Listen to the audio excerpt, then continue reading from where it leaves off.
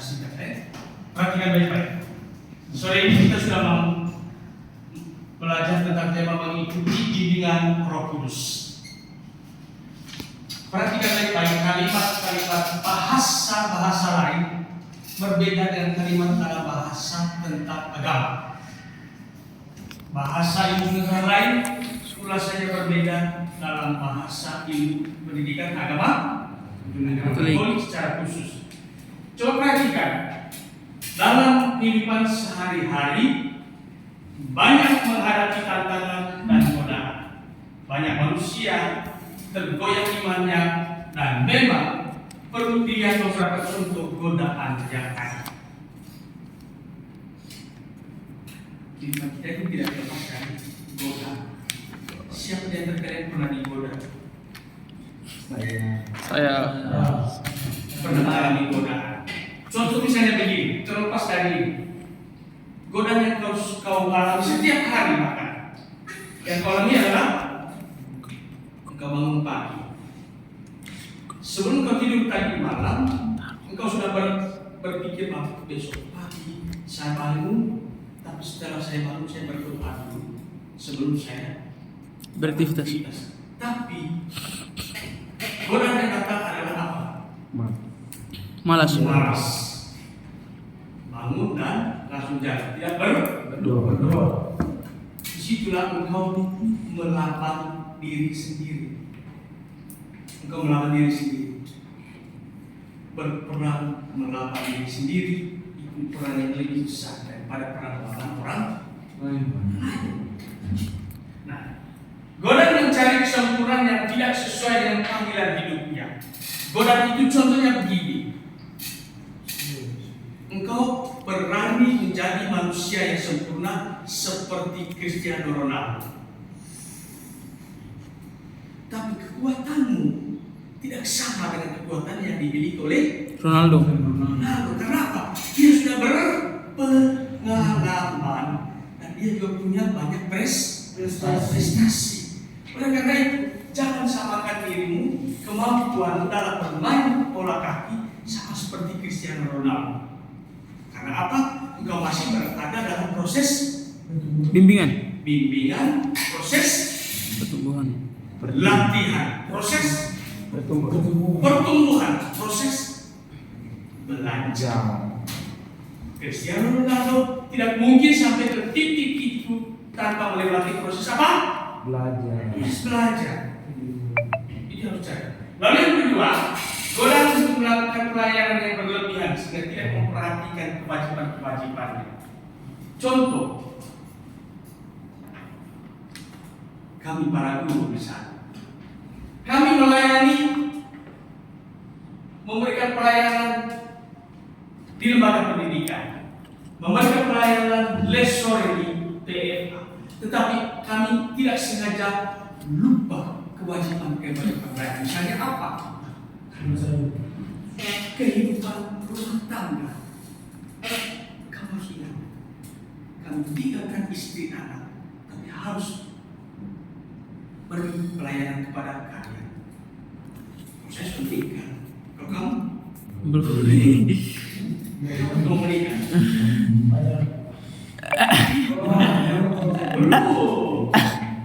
baru umur kecil, belum pas. Yang berikut, ketiga, dorongan untuk berbuat dengan mengharapkan pamrih. Apa itu pamrih? Pamrih ketika saya bantu kamu, dan katanya kamu harus bantu saya. Pamrih itu siap balas jasa. Jangan sampai kau membantu teman-teman lain, membantu sesama dengan catatan harus ada timbal baliknya. Tidak boleh bantu orang lain, tapi catatnya jangan menuntut balasan. Itu yang maksud dengan pamrih. Berbaktilah, membantulah kepada orang lain tanpa pamrih, tanpa balas jasa. Itu yang lebih penting. Berikanlah seikhlasnya. Kekurangan pena.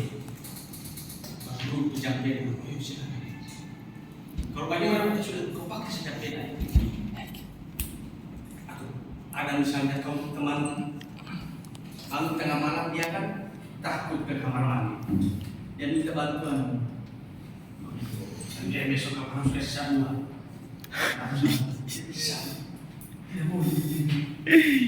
lalu begitu, godaan untuk merasa senang memikirkan jasa-jasanya sendiri dan cenderung untuk dihargai. Ada orang membantu orang lain karena apa? Supaya dia menuntut, kau harus hargai saya. Saya bantu dia ini, catatannya kau ketemu saya gimana, kau harus hormat saya tunggu. Kau harus hormat saya dengan seksama dan dalam tempo yang singkat-singkat. Karena gila orang bantu orang lain bukan begitu. Berikanlah seikhlasnya, bantulah dia. Soal dia membantu kau saat itu atau kemudian hari dia pergi. Karena Roh Kudus memberikan bimbingan kepada kita manusia tanpa menuntut bahwa kau harus balas jasa. Tidak perlu. Pernah selama ini Tuhan menuntut kau balas jasa dari Tuhan? Tidak. Ya. Pertanyaannya tadi pagi, ini kan masih pagi. Bayangkan kalau tadi pagi ada di antara kalian yang sudah tidak bernyawa, tidak bisa bernafas lagi. Apa yang terjadi di PFA? Iya, buyar. Oleh karena itu, setiap hari Tuhan Allah bersama Roh Kudus memberi nafas hidup dan semangat baru.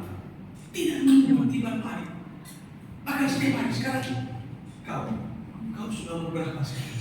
14. Selama 14 tahun ini, apa yang sudah kau berikan kepada Tuhan Allah?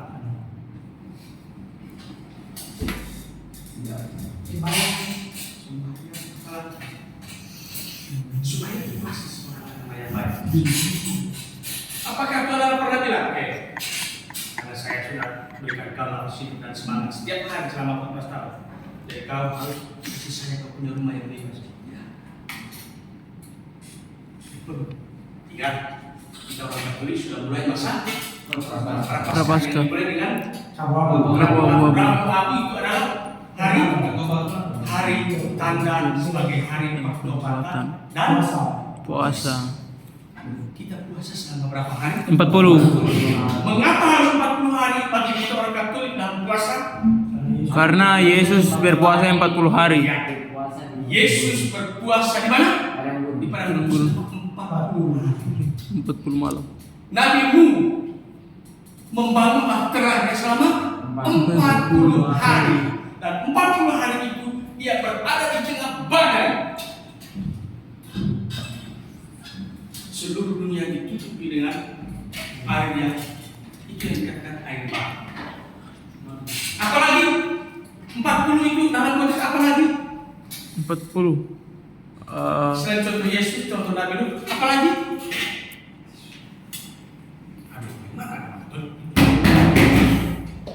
Selain contoh itu apalagi? Contoh lain. Nabi Musa masuk dan naik ke bukit apa? Zaitun. Naik di bukit Sinai. Dia di sana selama 40 hari.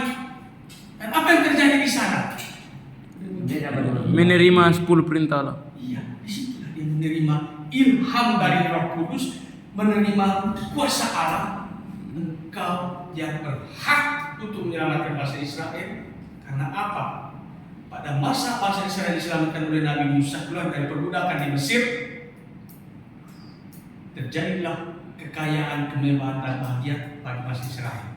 Namun di tengah kemewahan hidup mereka sudah berbalik menjadi orang Miskin. serakah, pembunuh, mencuri, pelecehan, menjadikan hak milik orang lain. Maka melihat itu murka Allah lewat Nabi Musa. Musa menuju ke bukit apa tadi? Sinai. Bukit Sinai itulah terbentuknya apa? Dan 5 perintah gereja. 5 perintah gereja. Lewat tulisan apa? Surat dari Tuhan. Tulisan. Sedikit, jangan cari begini, jangan garuk bulu-bulu itu. Lewat apa? Tulisan 10 perintah lain. Dan isyarat dan lain. Iya, isyarat. Tapi dengan bagaimana caranya? Ya udah. Dengan batu. Iya, memang diukir. Yang terpancar, terpampar lewat dua lobak. Dengan menggunakan apa? Edir. Lava. Cahaya apa? Cahaya. Sinar api Sinar yang bercampur berwarna emas keemasan terpancar di dua lobak. Lobak yang pertama adalah tertulis tentang 10 perintah Allah. Lobak yang kedua tertulis tentang 10 perintah Allah. 5 perintah gereja terjadi di Bukit Sinai, di mana Musa berpuasa selama berapa hari? Itulah makanya kita orang Katolik menjalankan masa puasa selama berapa hari? 40 hari. Berakhir dari masa puasa pada hari Minggu. berakhir dari masa puasa berakhir pada malam Paskah. Malam Paskah. Bulan besok berarti, Pak Guru. Tanggal 18 April Jumat Agung, berarti 19 April selesai masa puasa. Lalu pertanyaan selanjutnya, apa perbedaan puasa dan pantang? Puasa itu makanan. Kalau puasa itu Pantang itu kelakuan. Pantang itu begini. Kamu biasa makan 3 kali sehari. Tapi hari mulai kemarin, ingat, mulai kemarin makan cukup 1 kali dan jangan sampai kenyang. Makannya ada karenanya apa? Supaya untuk benar-benar menjalankan masa puasa ini lewat teknik pantang itu dengan sempurna. Kedua, hari Rabu dan Jumat itu khusus hari yang dikatakan jangan makan Daging. jangan makan daging. Daging. Mengapa hari Jumat tidak boleh makan daging? Hari Jumat Tuhan ciptakannya. Ya, Hari Jumat Tuhan ciptakannya. maka Jumat tidak dilarang makan daging. Karena hari Jumat Tuhan dan hari kematian dan Yesus. Kematian Yesus adalah kematian daging, Daging. kematian raga. Daging yang dicincang, ditikam, diludahi, ditendang. Makanya hari Jumat itu tidak boleh makan daging. Kita memperingati bahwa darah dan daging Yesus keluar dari dalam tubuh, lambungnya ditikam. Maka Rasul Thomas pun meragukan ketika dia bangun. Yesus bilang, mari, kau punya jari kasih masuk ke lambungnya saya, baru kau bisa percaya. Benar, Thomas kasih masuk jari. Oh benar, Yesus bangun. Berdarahlah jarinya Thomas. Dan sampai ada Rasul Thomas di antara kalian. Kamu ini semua ini Thomas. Kamu kenapa? Kamu pagi tidak berdoa. Kamu tidak percaya. Apa Guru kita? Kamu tidak percaya bahwa Yesus itu ada. Buktinya apa? Bangun, naik, langsung keluar. Kamu tidak pernah setiap pagi berdoa dulu 1, 2, 3 kali. Apalagi sampai baca Berita. Jangan hanya belajar teorinya agama, tapi praktek hidupnya harus seperti orang jangan KTP agama Katolik. Kelakuan bukan seperti orang agama.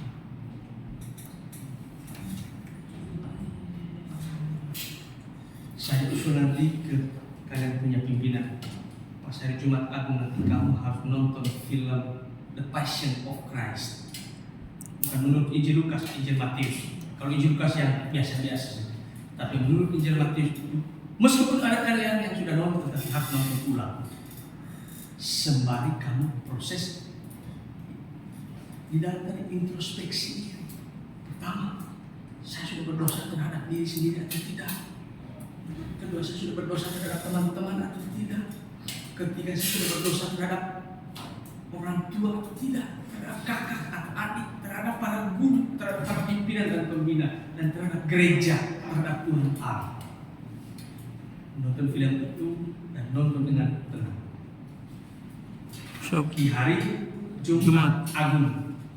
Oleh karena itu, pas mencapai hari Jumat Agung tanggal 18 April, adanya istilah Jumat Agung. Mengapa dikatakan Agung? Dikatakan Agung karena Jumat puncak terakhir Jumat.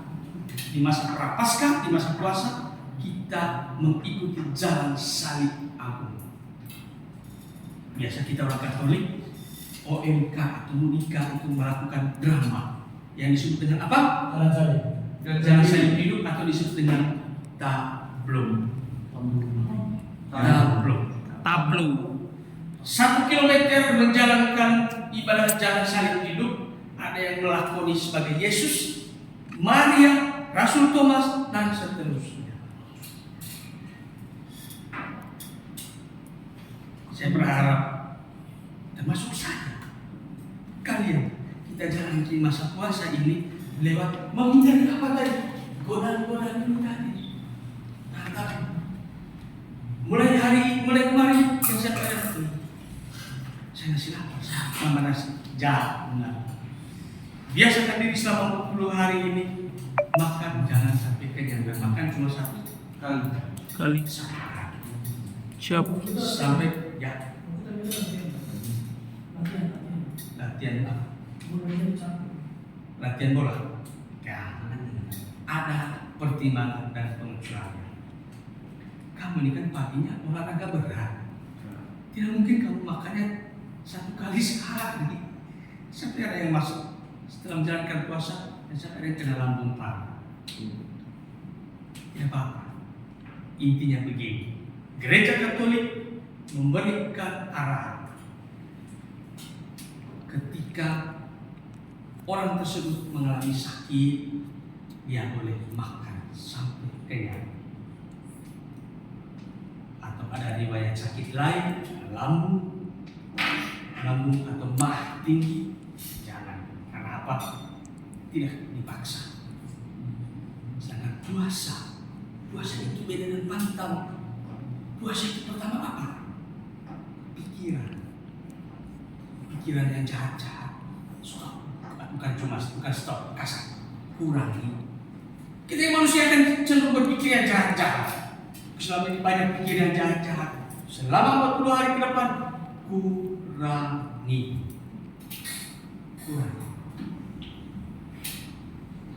Dengan sadar, kita harus mengimani bahwa kita ini berasal dari debu dan kembali menjadi Debu. Kita ini manusia hina, tidak lebih dari debu di telapak kakinya Yesus. Yesus Allah. Kita cuma debu di bawah telapak kaki. Hanya debu lah aku di atas Kakimu tuh. Tahu lagu itu kan tidak? Tahu. Dan siapa yang tidak tahu? Kalau tahu tidak itu lagu. Tahu. Ikuti nyanyi. Karena itu menjadi pribadi yang sadar, kita ini cuma debu. Kita berasal dari debu. Dan ketika kita mati nanti akan menjadi Debu. Baik, sore ini begitu dulu. Saya besok sore datang ambil tugas. Saya percayakan kau dan kau tanya Ibu Nova mana LKPD yang Pak kasih, kami harus kerjakan karena besok sore Pak datang ambil LKPD. Siapa bro? Begitu saya sore ini harusnya besok itu harus ada ibadah jalan salib. Dalam salib ya, betul. Kalau bisa kamu sampaikan ke pimpinan ikut ibadah jalan salib di gereja Katolik SP2. Ya, Gimana itu ibadah? ya harus. Besok ibadah Jumat pertama masa Prapaskah 2025, Jumat pertama harus ikut jalan salib. Jam berapa itu? Jam Dan 5. saya informasikan ke biasanya jam 5 itu mulai. Iya, jam 5. Dan saya info ke Ibu Nova sebentar jam berapa. Saya akan tanya ke Dewa. Ya. Siapa guru? Oke, baik. Begitu saja dulu. Ingat besok saya datang ambil tugas ya. Kau dunia. Sudah berapa? Bagaimana kita yang 2011 kemarin udah berangkat jadi kita belum dapat LKPD. Oh, ada tes sebentar. Itu foto-foto. Iya, kami perbanyak. Oke, baik.